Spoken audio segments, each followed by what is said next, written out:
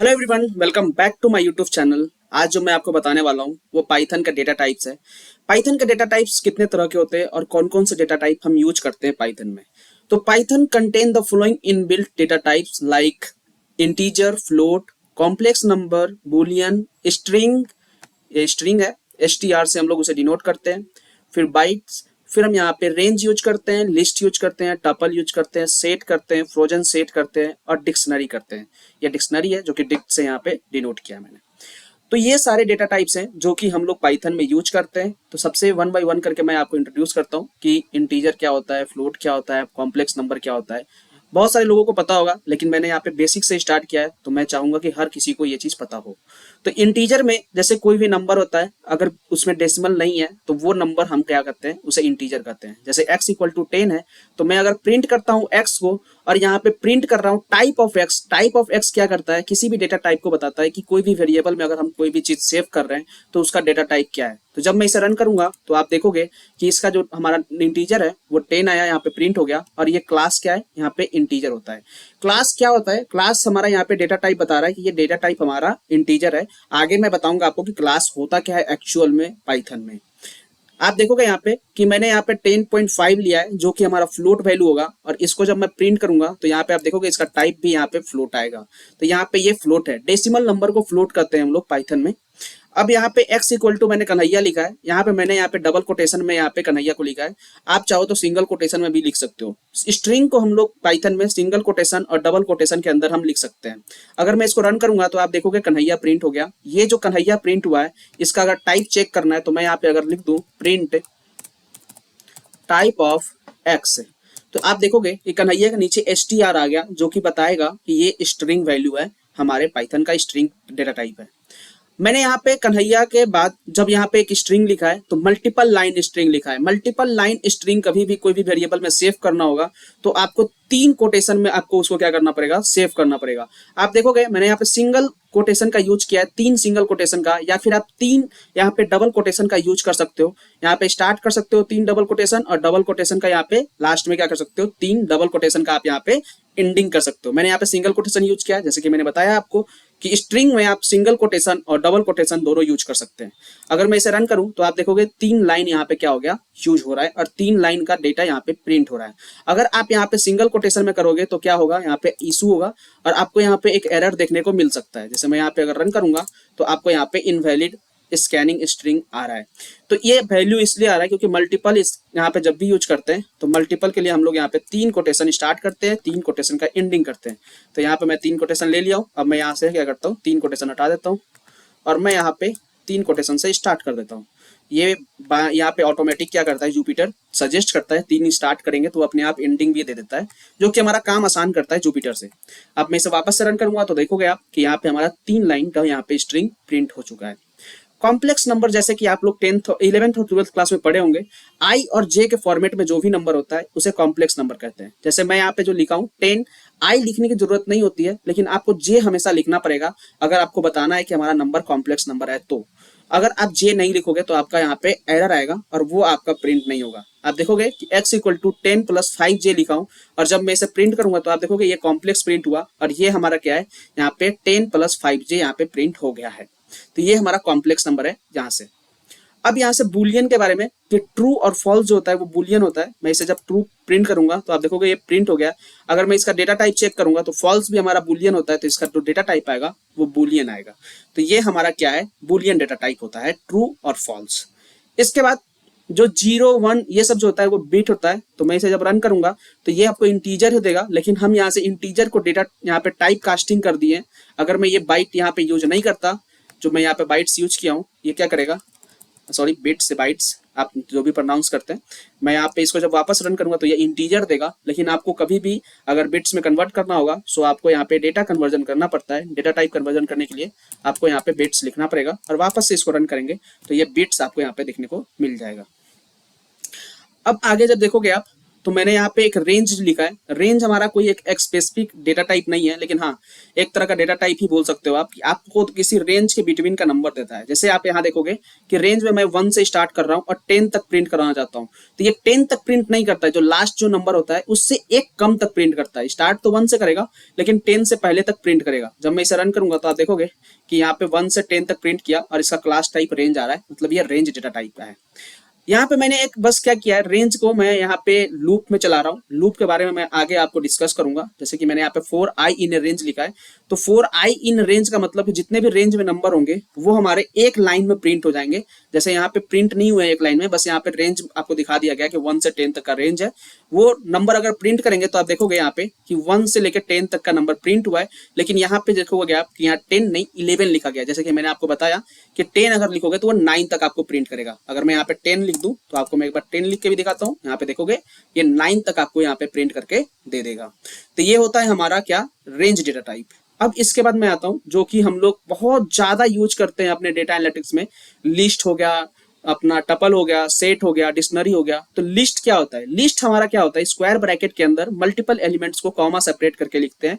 और इसको जब मैं यहाँ पे रन करूंगा तो आप देखोगे कि ये लिस्ट डेटा टाइप है और ये 1 2 3 यहाँ पे प्रिंट हो गया है। अब लिस्ट में क्या होता है, कोई भी चीज हम अपेंड कर सकते हैं, कोई भी चीज रिमूव कर सकते हैं। अगर मुझे कोई एक नया यहाँ पे एलिमेंट ऐड करना है 4, तो मैं यहाँ पे x डॉट अपेंड लिखूंगा और इसके ब्रैकेट में पैरेंथेसिस में 4 लिखूंगा, जिससे कि क्या होगा कि हमारा यहाँ पे एक नया एलिमेंट ऐड हो जाएगा 4 हमारे इस डेटा टाइप में, जो कि हमारा ये वेरिएबल x है उसके अंदर। इसमें आपको देखोगे कि यहाँ पे मैंने एक टपल लिखा है। टपल भी हमारा डेटा टाइप होता है। टपल में क्या होता है कि ये म्यूटेबल और इम्यूटेबल दो तरह के डेटा टाइप होते हैं।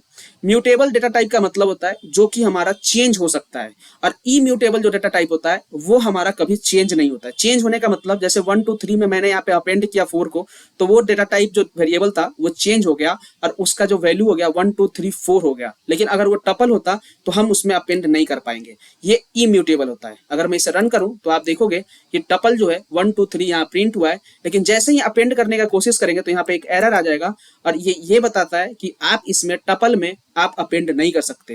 तो इसका मतलब ये होता है टपल जो है वो इम्यूटेबल डेटा टाइप है। इम्यूटेबल और म्यूटेबल दो तरह के डेटा टाइप होते हैं। म्यूटेबल में क्या होता है कि हम लोग क्या करते हैं कि उसमें वैल्यू चेंज कर सकते हैं, उसके जो भी हमारा वैल्यू होता है जो वेरिएबल में सेव करते हैं उसको चेंज कर सकते हैं। लेकिन इम्यूटेबल में हम उसका नहीं कर सकते, हम उसमें चेंज नहीं कर सकते। जैसे 1 2 3 था, उसमें 4 अपेंड करने गए तो यहाँ पे एरर दिख गया। अब यहाँ पे नेक्स्ट होता है सेट। सेट हमारा एक डेटा टाइप है जो कि कर्ली ब्रैकेट में स्टार्ट होता है, और जैसे लिस्ट था उसी तरह से हम सेट में भी वैल्यूज से इंसर्ट करते हैं। लेकिन ये जो सेट है ना, बहुत ही कमाल का चीज है। इसमें कमाल का चीज ये है कि इसमें डुप्लीकेट वैल्यू हम इंसर्ट नहीं कर सकते। जैसे देखोगे आप कि 1 2 3 है, इसमें अगर हम 4 इंसर्ट करने जाएंगे तो ये इंसर्ट हो जाएगा और आप यहाँ पे देख सकते हो कि 1 2 3 4 यहाँ पे प्रिंट हो गया है। लेकिन अगर मैं फिर से अगर कोई एक 4 इंसर्ट कर दूं, जैसे मैं इसको फिर से कॉपी कर दूं और यहाँ पे मैं पेस्ट करूं, आप बोलोगे कि लिस्ट में तो आपने अपेंड यूज किया था और यहाँ पे आप ऐड यूज कर रहे हो। तो हाँ, इसमें क्या है कि इसका जो फंक्शन है वो ऐड से यहाँ पे ऐड कर सकते हैं, वहां पे अपेंड से हम लोग क्या करते हैं, ऐड करते हैं नए एलिमेंट को लिस्ट में। अब मैं जब इसको फिर से इंसर्ट करूंगा तो आप देखोगे कि 1 2 3 4 ही आ रहा है। यहाँ पे 1 2 3 4 ही क्यों आया, क्योंकि इसमें हम कोई भी नया एलिमेंट जब ऐड करते हैं वो चेक करता है क्या ये डुप्लीकेट तो नहीं। अगर डुप्लीकेट होगा तो उसे ऑटोमेटिक रिमूव कर देता है। आप देखोगे कि यहाँ जो लिस्ट था इसमें मैंने यहाँ पे एक बार अपेंड किया था तो 1 2 3 4 आ गया था। अब मैं क्या करता हूँ, इसको मैं कॉपी करता हूँ यहाँ से यहाँ तक कॉपी करके, और मैं एक नया यहाँ पे सेल ऐड करता हूँ, इसको सेल करते हैं जुपिटर में, और नया लाइन ऐड करके और मैं फिर से अपेंड करूंगा तो आप देखोगे कि यहाँ पे क्या होगा कि अपेंड एक्स, यहाँ पे set object has no attribute append. अच्छा, ये एरर इसलिए आया क्योंकि मैंने अभी नीचे सेट को रन किया है और फिर मैं आके लिस्ट को यहाँ पे क्या कर रहा हूँ, अपेंड करने की कोशिश कर रहा हूँ जुपिटर में। तो इसलिए क्या हो रहा है, ये एरर आ रहा है। तो मुझे फिर से स्टार्टिंग से रन करना पड़ेगा। x इक्वल टू लिस्ट बनाया, फिर मैं यहाँ पे 4 अपेंड किया और मैं फिर से 4 अपेंड करूंगा तो आप देखोगे कि 4 4 यहाँ पे डुप्लीकेट हो गया है। लेकिन यहाँ पे सेट के केस में ऐसा नहीं होता है। सेट में मैं यहाँ पे जब रन करूंगा तो 1 2 3 था, अब इसमें कोई एक नया ऐड करूंगा तो 1 2 3 4 हुआ, और फिर से अगर 4 को ऐड करेंगे तो 4 हमारा डुप्लीकेट होगा तो उसे ऑटोमेटिक रिमूव कर देगा। तो सेट का एक ये हमारा रूल होता है। आगे मैं सेट, लिस्ट, टपल, डिक्शनरी इन सब के बारे में काफी डिटेल में मैं वीडियो बनाने वाला हूँ, तो वो आप मेरे से अभी चैनल को सब्सक्राइब कर लीजिए। मैं ऐसे ही वीडियोस को पूरा कवर करूंगा। पाइथन के ट्यूटोरियल को मैं बेसिक से स्टार्ट करूंगा और जितने भी डेटा एनालिटिक्स में यूज होता है उसके बारे में मैं आपको समझाने का कोशिश करूंगा। तो इसके बाद जो हमारा टॉपिक है वो होता है फ्रोजन सेट। फ्रोजन सेट क्या है? ये एक तरह का सेट होता है, लेकिन ये हमारा इम्यूटेबल होता है। जैसे कि फ्रोजन लिखा हुआ है, ये क्या होता है कि जो भी हम सेट क्रिएट करते हैं, अगर हम उसे फ्रोजन कर देते हैं तो ये क्या होता है, इसमें आप चेंज नहीं कर सकते हो। जैसे कि आप इसमें ऐड करोगे 5 को तो ये ऐड नहीं होगा, आपको एरर आ जाएगा जो कि टपल में आया था। तो फ्रोजन सेट भी हमारा क्या है, इम्यूटेबल का एक हमारा टाइप होता है, ये इम्यूटेबल डेटा टाइप है फ्रोजन सेट। इसके बाद हम क्या करते हैं, यहाँ पे डिक्शनरी यूज करते हैं। डिक्शनरी बहुत ज्यादा यूज होता है। जैसे कि डिक्शनरी से क्या होता है कि हम की और वैल्यू, ये दो फॉर्मेट में हम डेटा को सेव करते हैं। जैसे डिक्शनरी आप देखे होंगे, इंग्लिश डिक्शनरी, तो किसी वर्ड जैसे कि मैंगो, तो मैंगो का क्या होगा, आम होगा। तो ये एक क्या है, मैंगो जो है वो की है और उसका वैल्यू जो होगा आम होगा, मतलब हिंदी में अगर ट्रांसलेट कर रहे हैं तो आम। तो ये जो है ना की और वैल्यू के फॉर्मेट में डेटा को सेव करता है और ये बहुत ही अच्छा है। जैसे जेसन फाइल होता है, आप देखे होंगे आजकल जेसन फाइल बहुत ज्यादा यूज में आता है, तो वो भी हमारा डिक्शनरी के फॉर्मेट में ही होता है। हम इसको जब रन करेंगे तो आप देखोगे कर्ली ब्रैकेट से भी स्टार्ट होता है, लेकिन आप यहाँ देखोगे तो ये जो है हमारा की है और यहाँ पे हम लोग क्या करते हैं, कॉलन का यूज करके और उसके वैल्यू को सेट करते हैं। तो ये नेम जो है, ये हमारा उसका जो नाम होगा वो कन्हैया होगा इस लाइन का, तो ये हमारा यहाँ पे बता रहा है। अगर मैं यहाँ पे लिखूं कि x डॉट गेट नेम, तो नेम को जब गेट करेंगे तो इसमें जो भी नेम में जो वैल्यू होगा वो हमें यहाँ पे देखने को मिलेगा, जो कि हम कन्हैया यहाँ पे प्रिंट कर सकते हैं। गेट मतलब हम उनसे डिक्शनरी से देखना चाहते हैं कि हमारा जो नेम है वो क्या है। अब यहाँ देखोगे x इक्वल टू 10 है, तो मैं जब x इक्वल टू 10 को प्रिंट करेंगे तो आप यहाँ पे बार बार देख रहे थे क्लास आ रहा था। अब मैं यहाँ पे क्लास के बारे में आपको बताता हूँ। जो टाइप होता है वो हमारा फंक्शन है, हम किसी भी वेरिएबल के डेटा टाइप को चेक करते हैं टाइप यूज करके। लेकिन ये हमारा टाइप ना देके यहाँ पे लिखता है class integer, class float, class dictionary, class list. तो ये क्लास होता क्या है? तो मैंने इस क्लास के बारे में काफी अच्छे से यहाँ पे डिफाइन किया है और मैंने यहाँ पे डिफिनेशन ऐड किया है। देखोगे आप कि क्लास एंड ऑब्जेक्ट क्या होता है। Python is an object oriented programming language. Object oriented programming language हमारा क्या है, उप्स हमारा जो होता है, जिसे हम बोलते हैं पाइथन, हमारा उप्स लैंग्वेज होता है। अब यहाँ पे देखोगे almost everything in uh Python is an object. हर एक चीज जो है पाइथन में वो क्या होता है, ऑब्जेक्ट होता है with its property and method. Property होता है उसमें, उसमें मेथड होता है। जैसे कि आप देखोगे कि कोई भी फंक्शन हम यूज करें तो वो एक ऑब्जेक्ट है, तो उसका एक कोई ना कोई मेथड होगा, वो कुछ ना कुछ हमारा वर्क करता है। तो वो चीज हमारा क्या है, यहाँ पे प्रॉपर्टी एंड मेथड्स के बारे में बताया गया है।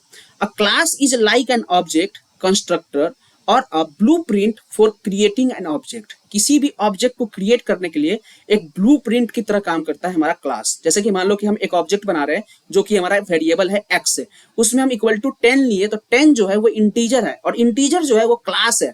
और क्लास का मतलब क्या है, एक तरह का ब्लूप्रिंट है जो कि क्या करता है, वो बताता है कि ये जो x है ना, ये जो ऑब्जेक्ट x है, ये हमारा क्या है, इंटीजर बनेगा। जो वो ब्लूप्रिंट है इंटीजर, मतलब कि इंटीजर हमारा क्लास है।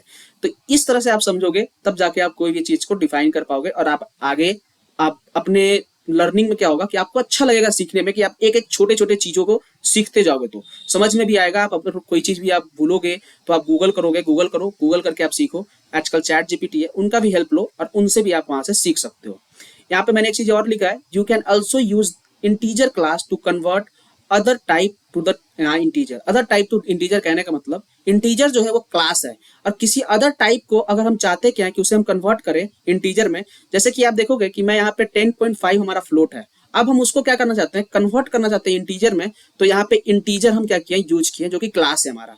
अब मैं अगर यहाँ लिखूं कि x इक्वल टू, अगर मैं यहाँ कर दूं 10.5, अब मैं यहाँ पे कोशिश करता हूँ कि जो x है उसको हम क्या करते हैं, यहाँ पे इंटीजर और ब्रैकेट में पैरेंथेसिस में x लिख दें।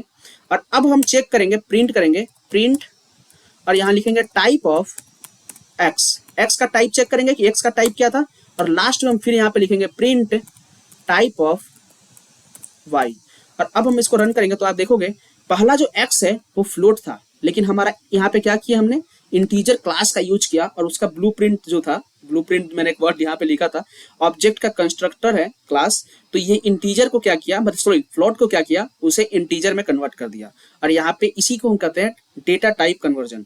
तो डेटा टाइप या टाइप कास्टिंग क्या होता है वो मैं आपको नेक्स्ट वीडियो में बताऊंगा कि टाइप कास्टिंग हम कैसे करते हैं पाइथन में। तो आज के लिए बस इतना ही, मिलते हैं नेक्स्ट वीडियो में। Thanks for watching, bye bye.